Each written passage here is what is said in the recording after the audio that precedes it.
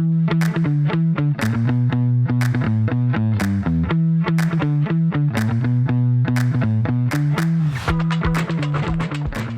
Wendy Liebmann, CEO and Chief Shopper at WSL Strategic Retail, and this is Future Shop.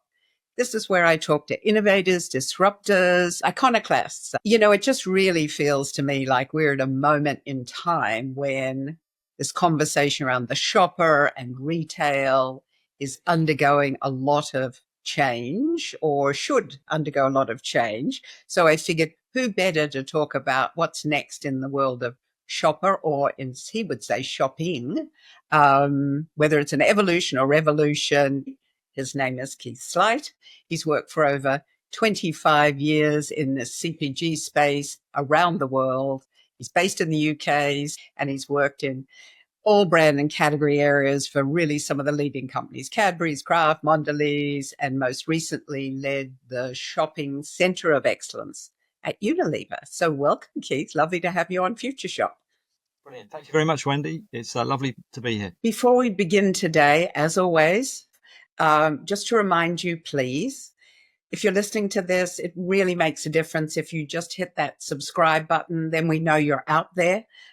You can comment on a podcast, you can toss in a question, but more importantly than anything, it's just those good old KPIs that say you're out there. Do us a favor, anywhere you get your podcasts, Spotify, Apple, our website, wherever it is, when it says subscribe, hit click, doesn't cost you anything. Really appreciate it. Now, on with the interview. I think we really are kindred spirits, you and I, Keith, because we've been in this shopper space. Both of us, we've sort of almost grown up in it. When people are saying, shopper? Isn't it all about the consumer? Just stepping back for a minute. You talk about shopping understanding as opposed to shopper insights. Tell me about the nuance in all of that. Okay. Well, the nuance for me isn't so much around the understanding and the insight. I think they could be interchangeable. But I do try and make a distinction between the shopper and shopping. So I know you refer to yourself as the chief shopper. I too am a shopper.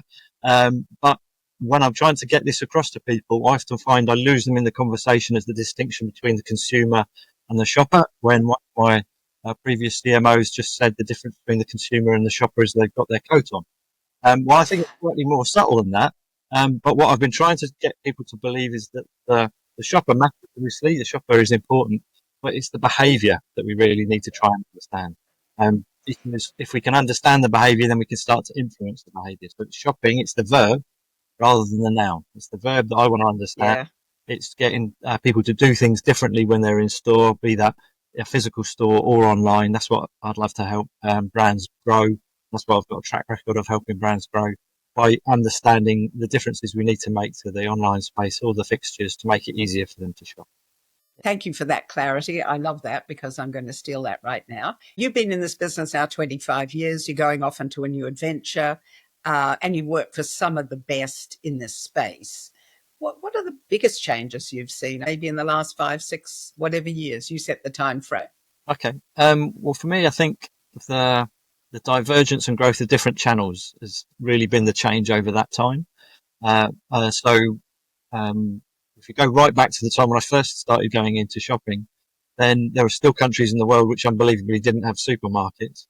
I've worked internationally in over 50 countries, and now, you know, everywhere's got supermarkets and hypermarkets.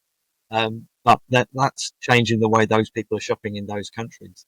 But most recently, I think it's digital commerce, whether you call it e-commerce, e-commerce, social commerce. The use of the digital device means that shoppers are better informed. They're able to read ratings and reviews about a product while they're actually at that picture.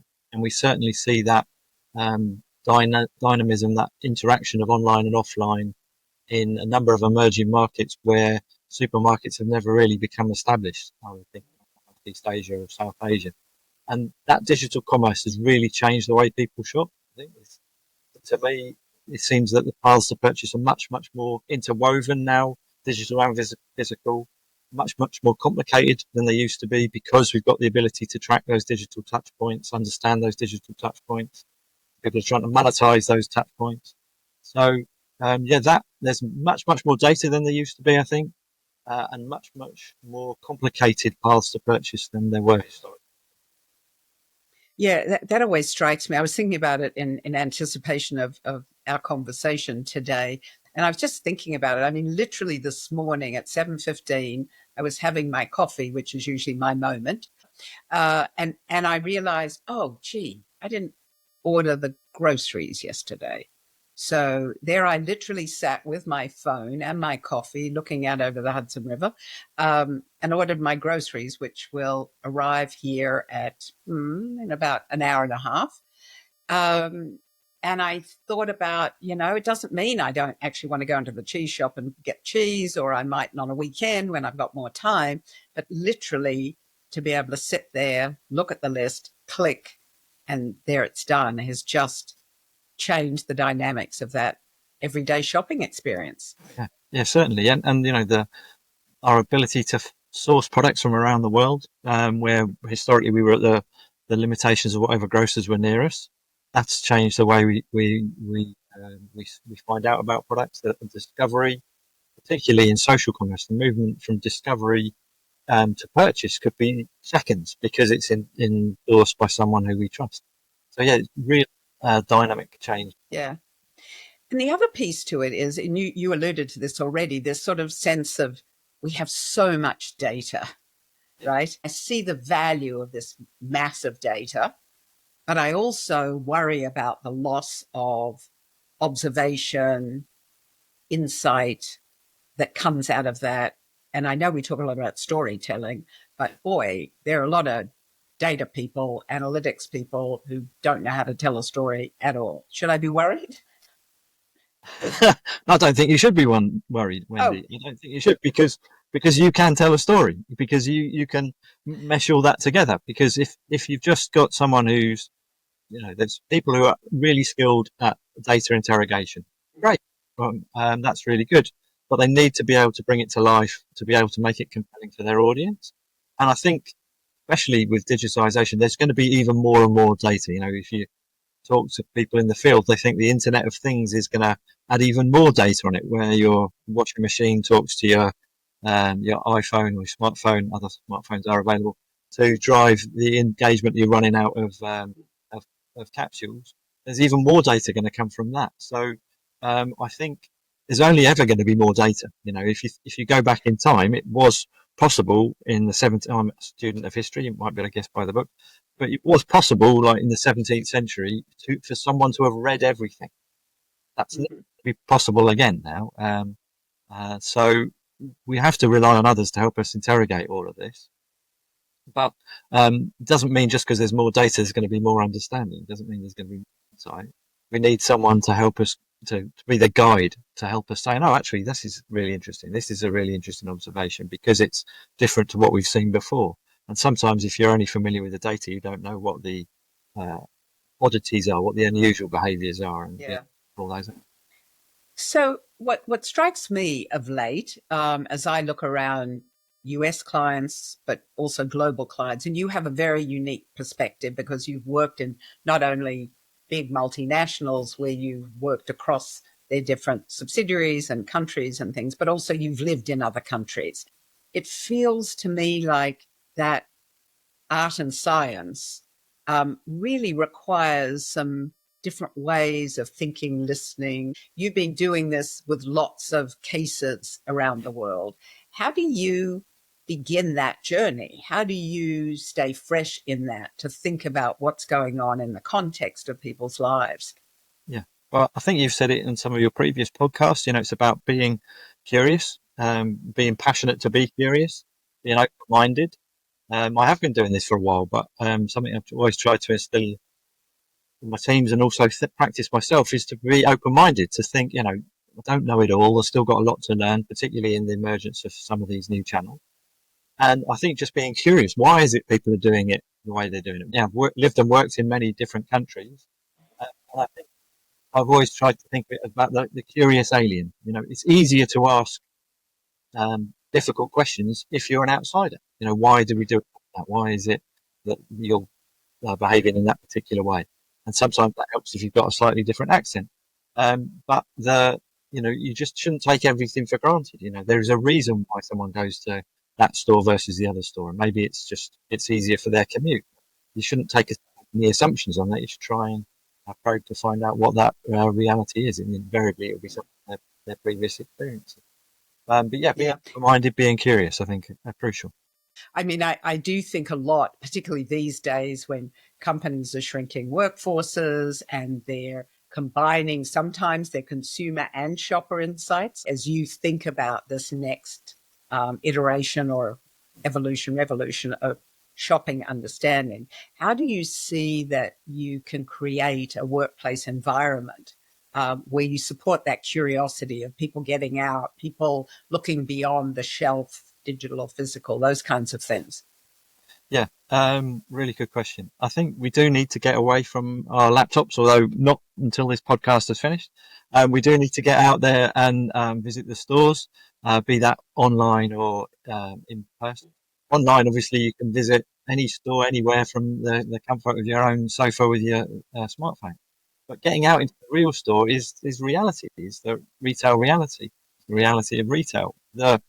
What we see on the PowerPoint in the head office presentation is very seldom what actually happens on the shop floor. And it's important to bring that to life. I know you do retail immersions and safaris, and I think they're absolutely crucial because you need to experience that. And it's not just in the flagship stores, but in the everyday stores, understanding what's going on, understanding what is actually happening, what is driving the consumer behavior.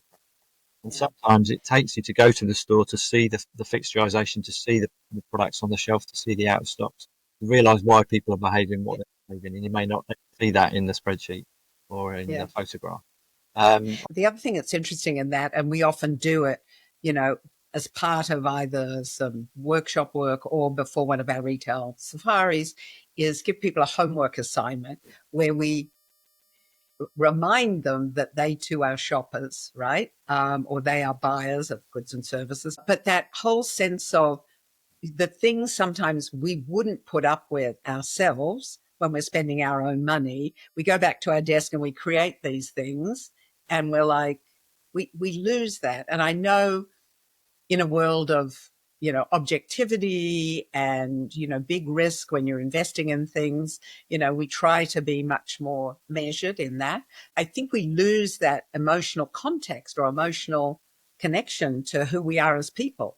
Do you, as you think about again all your learnings from around the world, how do we remind people of that as well as being the professionals they are? Okay. Well, I think that is you just summed it up really well in the end there when you're saying they're the professional. They are the professionals. I work with lots of marketeers and lots of people in sales, and they are the professionals. They're paid to care about the packaging. They are paid to care about the display in store, and they are not the consumer. They are consumers. They do buy the goods and services without a shadow of a doubt, but it's helping them to see it the way people see it, the way non-marketeers, the way non-sales people see it. Those are the crucial things. So we've recently done a program called Unmissable Point of Sale Materials, and there is about bringing that to life for people, to getting them to see what other people would see in the store or online, how it comes to life for them. Because the marketeers are obviously giving a lot of attention, but arguably too much attention compared to how much processing people would do in the store or online. And it's just trying to build that empathy. Yes, the tasks really work, but I find they work really better if it's not in a category they work on, because their attention to that category is really, really strong. So we used to do an exercise where imagine worlds. So marketeers working in confectionery would think about creating a new mobile phone, and then the opportunities they came up with were so much broader, so many more varied than if you said just do another chocolate bar, because they'd already thought through all the limitations and all that. But for me, market research is always about de-risking the opportunities by better understanding what will actually resonate with people and helping my colleagues to see that they aren't the consumer or the shopper. They aren't the consumer because they care so much about that particular element. We've got to get them back to thinking about it in terms of how much time are people going to give online, how much time are they going to give it at shelf, which invariably is just going to be seconds. And we will have spent hours in a meeting discussing the concept, discussing the point of sale, which isn't appropriate given how little time it'll actually get processed in store or online. Yeah, that's fascinating to me. Our goal is always to make sure we have a broader group in the room, because so often it's the lawyers or the HR people who come up with the best idea because they're not engaged in the category every day, all day, Their KPIs are not that. Yeah, I've experienced that myself. It might have been the finance person who came up with the best idea because they weren't restricted by the limitations of what was possible. They were coming up with radical ideas, which often had good potential. Yeah. The other thing, adding to the pot of data and information that we have now, of course, now the retailers are building out all their own data, and their whole retail media platforms. How are the best ways for CPG companies to then collaborate with the retailer and their data to benefit the person buying, aka the shopper? Long before I started into this particular space, I actually worked in a retail. A now defunct UK-based retailer called QuickSave, a discount retailer, longer established in the UK than, say, Aldi or Lidl. When I was working there, I was working across categories, helping do the category range reviews. But we were doing so many, and my data responsibilities were so broad that I could never go to the depth of understanding that the suppliers could. And we relied a lot on the suppliers because they had a depth of understanding through their own market research that enabled them to bring real good value to the table. And I think the same is still true now, because a retailer has an amazing amount of data. It's quite remarkable how much data that Amazon has, or Carrefour or Tesco, about their shopper, whether that's from their loyalty card, the retail media they alluded to, from the EPOS sales, from the catchments of the stores, all the other services that the retailers provide. But they don't necessarily have the context, and they will know their rich customer in their stores in great detail. But what they may not have is the context of that shopper in other retailers. So working with one of my colleagues, Lauren Marks, we did an amazing project for Amazon, which was able to show to Amazon, who had so much data, just what was happening of the Amazon shoppers in Target or in Walmart, which they didn't have any visibility of. So I think there's an amazing opportunity for suppliers to bring to the retailers context, to bring in additional information, to help show the depth of understanding of the category, to segments and levels and usage that maybe the retailers don't. Yeah. It's so interesting you say that. You reminded me, one of the major grocery retailers here, I was asked to do a presentation, and they have, through dunnhumby and now their much touted 8451. Okay, it's Kroger. But I was asked by a manufacturer client to come and do a presentation to them because they were visiting and, showing their wares. And I said, these people have so much data. Why do you, if I come in here now and I'm going to tell them about their shopper, and what I realized, of course, was exactly what you said.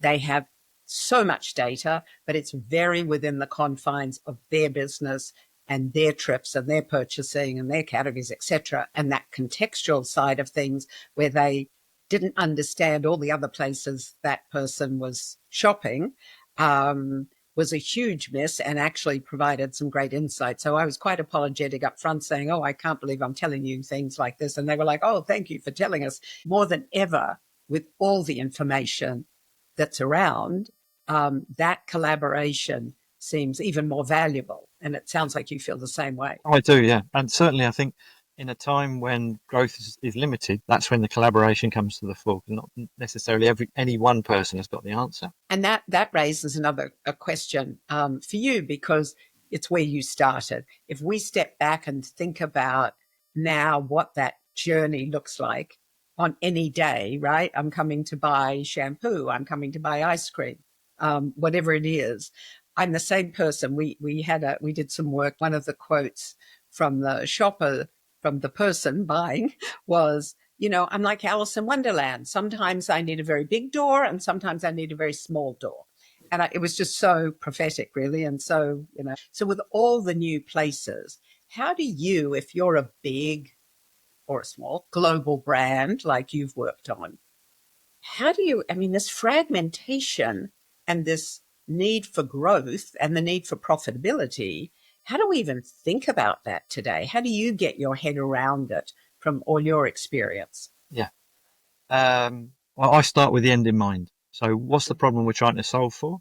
Have we got a clear articulation of that, or do we actually need to have a conversation or even do some research to find out what problem we're trying to solve for? But then I try and build empathy with the person we're trying to solve the problem for. Good core market research skills, going out doing the things you talked about earlier. Doing safaris, doing observations, trying to build up that understanding, and then trying to find a decent fact base to be able to identify what the particular problem is we need to solve for. I think there are lots of big opportunities still, from observation work I do in store.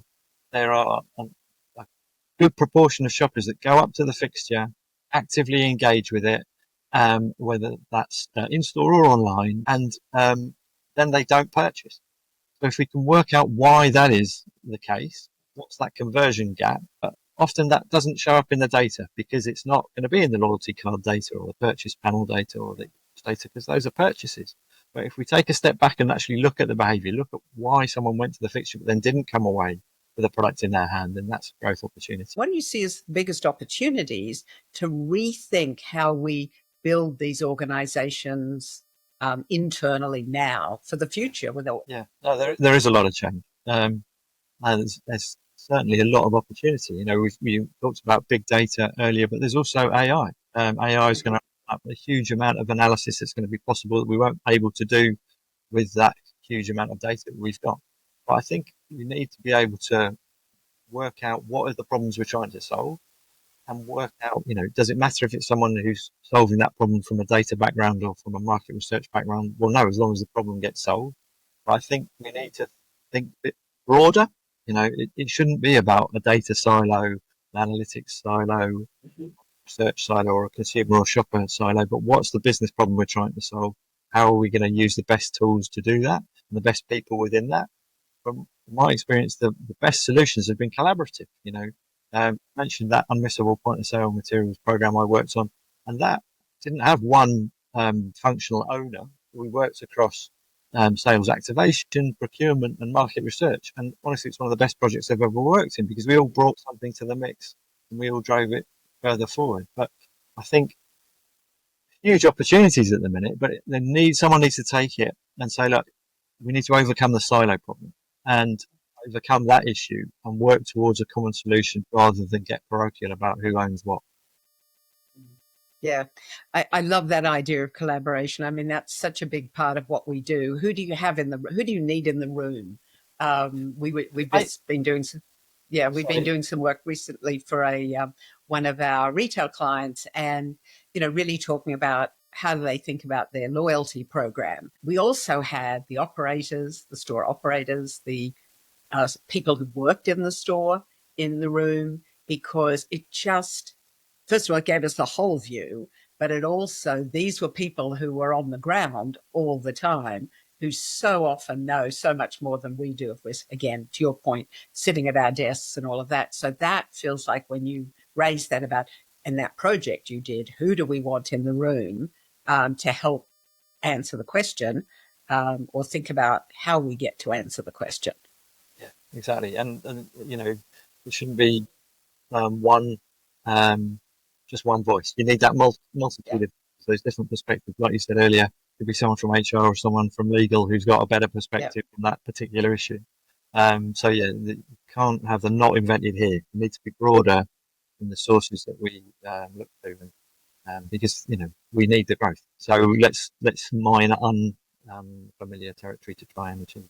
So what's your position on loyalty and loyalty programs and how we need to think about those in the future? Yeah, I think they do matter. We're definitely seeing that in the UK at the minute, but other countries, it's important too, where people are using those to get to better value. That's ultimately what they want: a better price for their goods and services. And if there's some sort of data exchange or value exchange, then all to the good. I'm not sure it does build loyalty in the dictionary definition sense of spend more of my money with you? Because I think there are other considerations, like I said earlier, worked in different markets, and often things that may seem inconsequential, like how easy is it to park? How easy is the commute? How easy can I leave the supermarket after I finish? Those are considerations which impact on how people shop. Because I believe it's not just about price; it's also about value for effort, value for time, as well as value for money. And so we need to understand all those things. And loyalty, the cards and loyalty data systems give us a much, much more understanding about the consumer. But in my wallet, I've got about 5 or 6 loyalty cards, and they're used on different occasions based on where I happen to be shopping on that day rather than because. Yeah. Yeah. Yeah, I think, it's like you talking about shopping understanding. I think I've gotten to the point where I think words matter, and that sometimes when we slap a thing like loyalty on a program or anything else, we lose the, again, context, and we lose that more emotional understanding of what's driving the behavior, as opposed to just thinking, oh, well, they've got the card, they've signed up, or whatever it is. So, yeah, I must say, I find myself challenging a lot of the terms we've used for a decade or decades as we think about what the future looks like. You talked about AI. Have you in your recent work seen any examples of where that's come to play and really been valuable as a way to understand, answer a question, things like that? Yeah. Oh, yes, certainly. Yeah. I think, it's an amazing tool. We've used it really effectively for vision recognition, understanding different types of primary image. We've used it effectively to understand different types of point of sale materials as well and their impact. We've used it to help us just get through amazing amounts of data much more quickly than we could ever done without AI. And I think it's here to stay. You'd be foolish to try and say you can stand and stop the tide on AI. But I think we need to be realistic as well, because I don't think consumers mind if it's AI. I don't think they even know. I think one of your previous, someone from Amazon was saying the Amazon recommendation tool was AI. Well, do they know? Do they care? No, it gives them a recommendation and they like it. And it's that we need to think about. What does it make it easier for people to achieve their end goal, to get the goods and services that they want? If it's through AI, then great. But we also see the opposite, arguably the opposite, where ratings and reviews of just a few people sway someone's decision, because those are people like me, and I trust that that's the truth, not thousands and thousands and thousands of perspectives of different people. Because, but then the AI could have done that synthesis for you. So it is interesting. There's a real uh, behaviour change driven by AI, but I'm not entirely sure people are aware that it's AI that's driving them, which is an interesting situation. Yeah, you're right. That's exactly what Justin Honeman talks about. We've had this around, this machine learning, for a long time. That the currency of it and the sophistication of it is really growing. And as Justin always says, you've got to at least experiment with this. I'm eager to know where you are on your journey now. Okay, well, I've only just left Unilever in March. Right. So now I'm exploring other opportunities, trying to find what's next for me and what's right for me. At the minute, in the interim, I'm working with some challenger brands to help them hopefully benefit from my experience. Set myself up as a little market research boutique agency to help them deliver on that. And while I look for what other opportunities are out there, I feel I've still got a lot to offer because of that breadth of experience, which is, there aren't many people with that many years experience in this space. So hopefully I'll find the next big thing. But if there isn't a big thing, it doesn't matter. I've got lots of other things to keep me occupied with different challenger brands and different opportunities. But yeah, always open to have conversations like this with people who find this topic exciting, because I think there's a huge growth opportunity still here.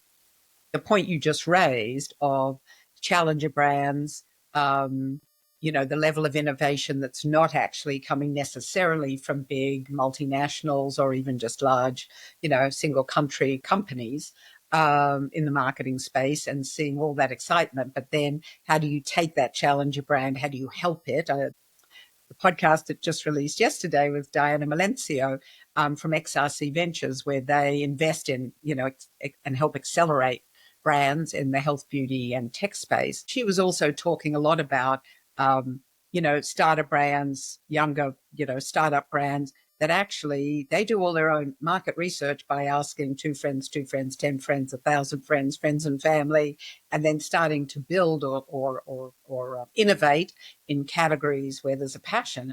Yeah, and I think there's a big opportunity there. I think the asking your friends and your friends and your friends, that'll get you so far, and it does give a lot of credibility and authenticity to certain brands. But to get to the next level and the next level, you need to think about it a bit differently, I think, and that's where hopefully I can be able to help, because what gets you in through the door isn't necessarily gets you into 500 stores, and there is that tipping point where you can get a few listings, but it's how do you get the right conversation and the right data to back that up to convince the buyer. No, I think that's the other piece. And so much as of the work we do beyond the, the insights work, the understanding work, but then bringing together the company, the manufacturer, and the retailer, physical or digital, in service of the shopper. So just wrapping up here, who's inspired you lately? I mean, brands, retailers, you love this work. Is there somebody out there that you've seen that you go like, wow, that's great work? Yeah, I was recently in the Netherlands, and I thought Albert Heijn do it really well there. I thought particularly their small store format. There's lots of people who've entered into that space and try it, but I thought they got their food on the go offer just right. I thought they were really good. In the UK, we've got some amazing supermarkets. I'm always in awe of Amazon. Just always, I keep trying, test and learn, and keep something new. But there's a lot going on in this space at the minute that I think is really exciting, and I want to see who's going to crack social commerce. So much excitement about that space, but it's how does it fit into everybody's everyday life? Yes, the dopamine excitement of exposure to a new product, but then how does that get back down to the more routine replenishment shopping? Lots of questions still to be answered. So aside from Albert Heijn's, favorite personal shopping experience lately? What's on your shelf behind you that you bought that other people can't see, or something? I just love it when the local store knows who I am. As you see behind me, I'm a bit of I like a book or two, and the local bookshop to me, they recognise me when I come through the door, greet me by my name. I saw you like that. Have you tried this one? I mean, that sort of level of service is exceptional and rare.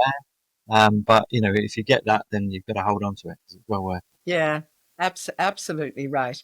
Absolutely. I can think of so many of those. You just make me smile. Sometimes I used to think it was because I grew up in the bush, and, you grow up in a small town and everybody knows you, and you think, oh, I better get out of here before I get in trouble. And then you just, sort of find yourself coming back to that, because if somebody says hello, even if it's just because they read the credit card, oh, hello, Wendy, you're like, wow, isn't that nice? So that's in a digital age, in an age of way too much data sometimes, I think that what I would call the laying on of hands and looking you in the eye and recognizing who you are is incredibly powerful, whether you use the data to do that or they just remember our lovely faces. So that's where we want to get to with that personalization, isn't it? That sort of level of service and understanding of us as a customer that a good local retailer will know, because they're good local retailers. Yeah, exactly. Even if they're a big chain, that they could be a good, really local retailer because they understand the context, the community, all of those things. I think that's really, you're right. That's the sweet space that we can come to with that combination of both data, insight, empathy, all of those things that come together. Well, I can't thank you enough for this. I knew that your thoughtfulness about where all of this shopping understanding is going and how we need to think about that is, I knew it would just sort of frame up this conversation and thinking about what our communities need to do about this as we move forward.